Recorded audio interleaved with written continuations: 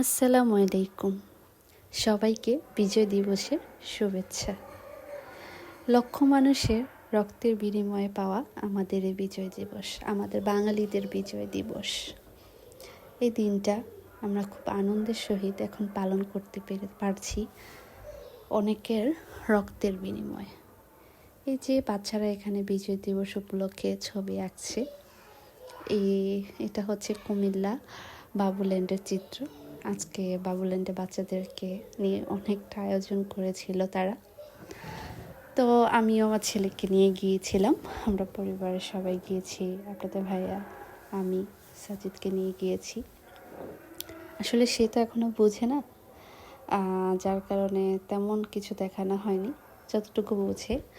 আর হচ্ছে এখানে নিয়ে গেলাম, সে জায়গাটা খুবই পছন্দ করে। আমি যেদিন ওপেনিং ছিল এটার একদম, সেদিনও গিয়েছিলাম, আজকেও গেলাম।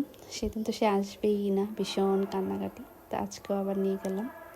আজকে সে অনেক এনজয় করেছে, অনেক খেলাধুলা করেছে। জায়গাটা খুবই সুন্দর, বেশ ভালো।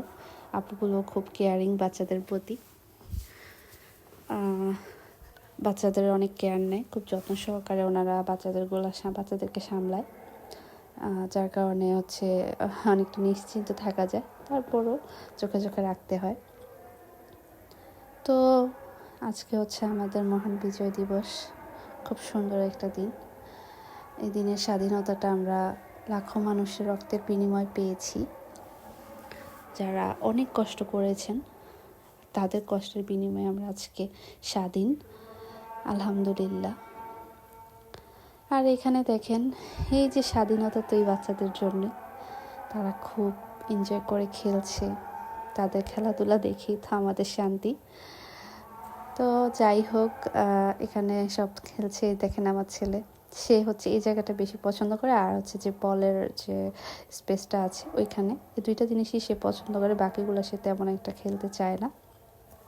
এখানে হচ্ছে বাচ্চাদের সাথে সে তেমন দুষ্টুমি করে না, সে তার নিজের মতো করে খেলে, এটাই ভালো লাগে।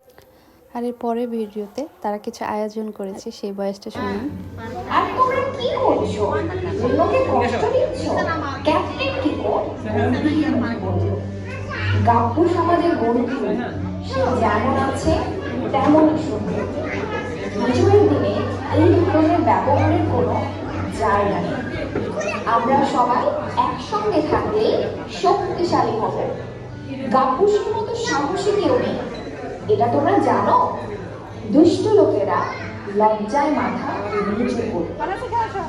একজন বলল, তোমরা ঠিক বলেছ, আমিও গাব্বু, আমাদের মাফ করে দাও। গাব্বুস হাসল আর বলল, ঠিক আছে, আমরা সবাই চলো এবার অনুষ্ঠানে যোগতে। অনুষ্ঠানে জাতীয় সঙ্গীত গাওয়া হলো। তারপর একজন মুক্তিযোদ্ধা এলেন এবং তিনি এসে স্বাধীনতার যুদ্ধে সবচেয়ে ছোট, মাত্র 11 বছর বয়সে যে বীর প্রতীক খেতাব পেয়েছিলেন, শহীদুল ইসলাম লালু, তার সাহসের গল্প বললেন। কিভাবে লালুর ঐক্য আর সাহস দিয়ে মুক্তিযুদ্ধে অংশগ্রহণ করেছিলেন এবং তারা সবাই মিলে দেশ স্বাধীন করেছিলেন। ক্যাপ্টেন কিকু বলল, দেখলে বন্ধুত্ব, সাহস আর ঐক্যের শক্তি কত বড়। আমরা সবাই যদি একসঙ্গে